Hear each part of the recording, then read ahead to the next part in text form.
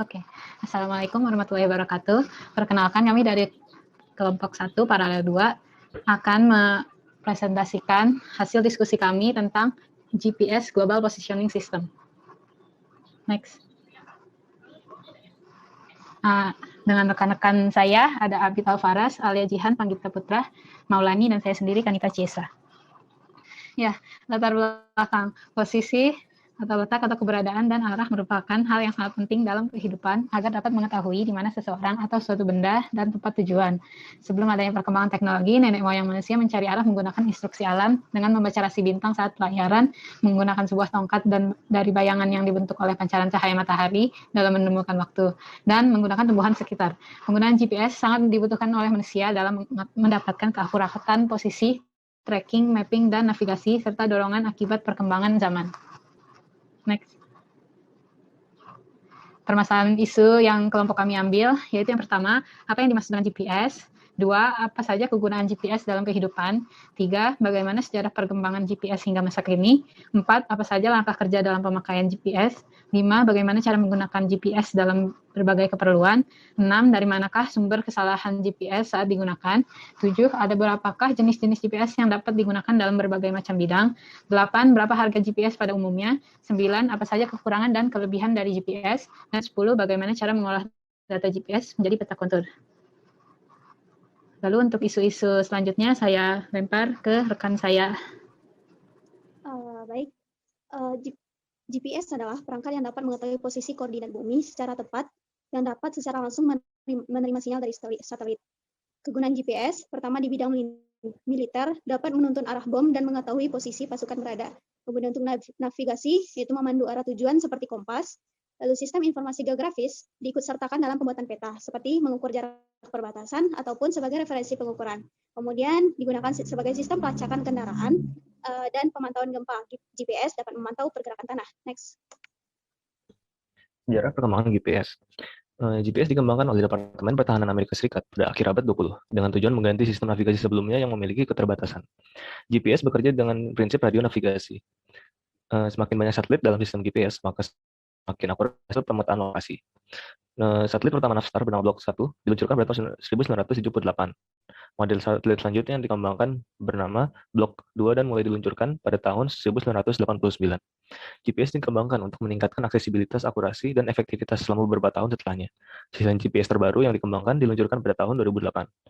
GPS merupakan alat yang penting dalam pengembangan software ArcGIS yang berfungsi sebagai pemetaan lokasi suatu daerah. Nah, selanjutnya ada langkah kerja GPS. Yang pertama, GPS memakai perhitungan triangulation dari satelit. Yang kedua, untuk perhitungan triangulation, GPS mengukur jarak menggunakan travel time sinyal radio. Untuk yang ketiga, untuk mengukur travel time, GPS memerlukan akurasi waktu yang tinggi. Yang keempat, untuk perhitungan jarak, kita harus tahu dengan pasti posisi satelit dan ketinggian pada orbitnya. Yang kelima, harus kondisi sinyal waktu perjalanan di atmosfer sampai diterima receiver. Nah, cara menggunakan GPS geodetik, yang pertama, pastikan terlebih dahulu akan kelengkapan alat yang meliputi base station, ePODs receiver, recon data collector, kabel antena receiver. Dan untuk proper ePODs GPS receiver, recon data collector, tripod, tri-bridge, kabel recon ePODs GPS jamin, dan pengunci recon. Yang kedua, carilah lokasi pada titik koordinat. Yang ketiga, gunakan tripod pada perempuan yang datar lalu leveling. Selanjutnya, kemudian pasang tri-bridge dan ePODs GPS dan kunci. Pasanglah juga recon data collector di bawah ePODs receiver. Pasang pula kabel yang menghubungkan recon dengan ePODs. Selanjutnya, ukur ketinggian dari dasar tanah ke ePODs GPS receiver. Lalu nyalakan ePODs GPS. Setelah itu, ganti default name pada column file dan pastikan pula bahwa satelit telah mencukupi minimal 4 untuk proses pengambilan data lebih lanjut. Jangan lupa pula untuk memastikan pastikan ketiga receiver karena menggunakan sistem data statistik. Jika telah selesai, semua paket segera matikan recon dengan cara klik tombol off. Pastikan juga GPS geodetik atau GPS pemetaan berada dalam keadaan rapi. Nah, selanjutnya itu ada sumber kesalahan GPS. Pengamatan satelit GPS tidak terlepas dari kesalahan yang biasa disebabkan oleh beberapa faktor alam, alat, dan manusia. Yang pertama ada kesalahan orbit. Kesalahan orbit satelit mempengaruhi posisi titik-titik yang ditentukan. Yang kedua ada bias ionosfer. Ionosfer akan mempengaruhi kecepatan, arah, dan polarisasi sinyal GPS yang melaluinya. Yang ketiga ada bias troposfer. Efek utama dari bias ini adalah terhadap kecepatan atau dengan kata lain terhadap hasil ukuran jarak. Yang keempat ada multipath. Fenomena yang terjadi karena sinyal dari satelit tiba di antara GPS melalui dua atau lebih lintasan yang berbeda. Nah, yang selanjutnya ada anti-spoofing, suatu kebijaksanaan dari pihak militer Amerika Serikat untuk penjagaan penggunaan kode P dari sinyal GPS yang telah diubah menjadi kode Y yang bersifat rahasia oleh pihak-pihak yang tidak dikehendaki. Selanjutnya ada cycle slip, terputusnya jumlah gelombang penuh dari fase gelombang pembawa. Ada selective availability, metode yang diaplikasikan oleh pihak militer AS agar supaya ketelitian posisi yang relatif tinggi dari GPS hanya dapat diperoleh mereka dan pihak-pihak yang diizinkan. Yang terakhir ada ambiguitas fase jumlah gelombang N yang tidak teramati oleh receiver GPS. Selanjutnya ada jenis GPS. Receiver GPS bisa dibedakan menjadi tipe navigasi dan tipe geodetik yang untuk pemetaan. Ini ada GPS navigasi memiliki ketelitian 1-3 meter. Bentuknya biasanya handheld dan digunakan untuk navigasi kendaraan, olahraga, dan aktivitas lainnya karena mudah dibawa. GPS navigasi juga bisa dipakai untuk pemetaan. Next. Lalu 2, ada GPS geodetik. GPS geodetik adalah alat GPS yang memiliki skala tinggi yang digunakan untuk keperluan survei. Ketelitian GPS geodetik dapat sampai ke milimeter dan sangat akurat. Biasa digunakan untuk mengukur lahan luas yang membutuhkan precise positioning, seperti pembangunan jaring titik kontrol, survei deformasi, dan geodinamika. Satu set GPS geodetik terdiri dari 2 alat, base station dan rover. GPS jenis ini memiliki beberapa metode untuk pengukuran. Harga GPS bervariasi. GPS yang dipasang untuk melacak mungkin lebih murah, sekitar ratusan ribu rupiah. Lalu yang bisa dipakai untuk pemetaan, GPS navigasi dapat seharga jutaan rupiah. Receiver GPS tipe geodetik bahkan bisa mencapai ratusan juta rupiah. Satelit yang diluncurkan untuk mengorbit juga pasti memakai biaya yang sangat mahal, namun pengguna dapat menggunakan GPS langsung setelah menggunakan receivernya. Next. Kelebihan GPS yaitu GPS dapat digunakan setiap saat tanpa bergantung pada waktu dan cuaca. Satelit-satelit GPS mempunyai ketinggian orbit yang cukup tinggi, yaitu sekitar 20.000 km di atas permukaan bumi, dan jumlahnya relatif cukup banyak, yaitu 24 satelit. Penggunaan GPS dalam penentuan posisi relatif tidak terlalu terpengaruh dengan kondisi geografi. Posisi yang ditentukan dengan GPS akan mengacu ke suatu datum global yang dinamakan WGS 1984, atau dengan kata lain, posisi yang diberikan oleh GPS akan selalu mengacu pada datum yang sama. GPS dapat memberikan ketelitian posisi yang spektrumnya cukup luas. Pemakaian sistem GPS tidak dikenakan biaya, setidaknya sampai saat ini.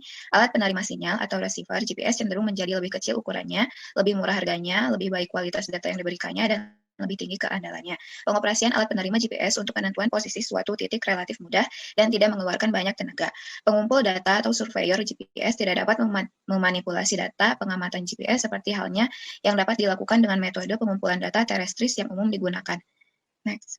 Kekurangan GPS, yaitu dalam pemakaian GPS tidak boleh ada penghalang antara alat penerima dengan satelit yang bersangkutan.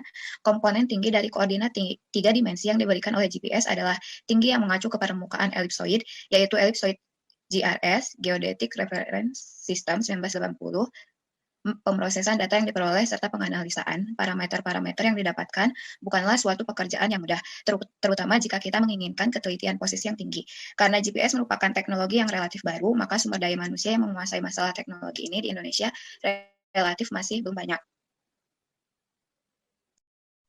Selanjutnya, cara mengolah data GPS menjadi peta kontur. Pertama, kita harus mengolah data GPS dengan menggunakan metode manual, bisa menggunakan Notepad atau Excel, lalu menggunakan software dengan bantuan aplikasi DNR GPS dan Garmin Basecamp.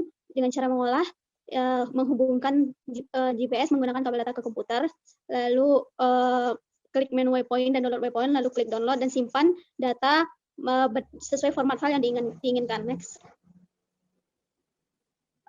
Setelah data di-download, langkah untuk membuat peta kontur yaitu menggunakan ArcGIS. Dengan cara pertama buka ArcGIS, lalu add data yang telah di-download, lalu gunakan file yang sudah memiliki proyeksi UTM, kemudian input data, dan buat garis kontur dengan format pilih Art Toolbox, raster interpolation, dan IDW. Hasil dari IDW berupa data raster, kemudian terdapat informasi mengenai ketinggian dan diperoleh dari hasil interpolasi antar titik yang diketahui ketinggiannya. Kemudian data ini dapat diubah menjadi peta kontur atau garis kontur. Next. Simpulannya, GPS, Global Positioning System, berperan penting dalam mencari lokasi dan titik yang akurat, mapping, tracking, dan navigasi. Sistem GPS bekerja sepenuhnya pada tahun 1995 setelah 24 satelit GPS mengorbit bumi. GPS navigasi yang berguna dalam menunjuk arah dan GPS geodetik memiliki skala tinggi yang digunakan untuk keperluan survei. GPS bekerja dengan bantuan satelit dan GPS receiver. GPS cukup mudah digunakan, namun akan sulit jika terhalang terhadap titik satelit acuan, dan karena alat GPS tergolong baru, masih banyak sumber daya manusia yang belum menguasai teknologi ini. GPS dapat digunakan dalam pembuatan peta kontur dengan bantuan hardware dan beberapa software penting seperti Excel, Notepad, DNR GPS, Garmin Basecamp sebagai bantuan mengolah data dari GPS, dan ArcGIS yang digunakan dalam pembuatan peta kontur. Ini adalah daftar pustaka kami. Terima kasih atas perhatiannya. Kami sudahi presentasi dari kami.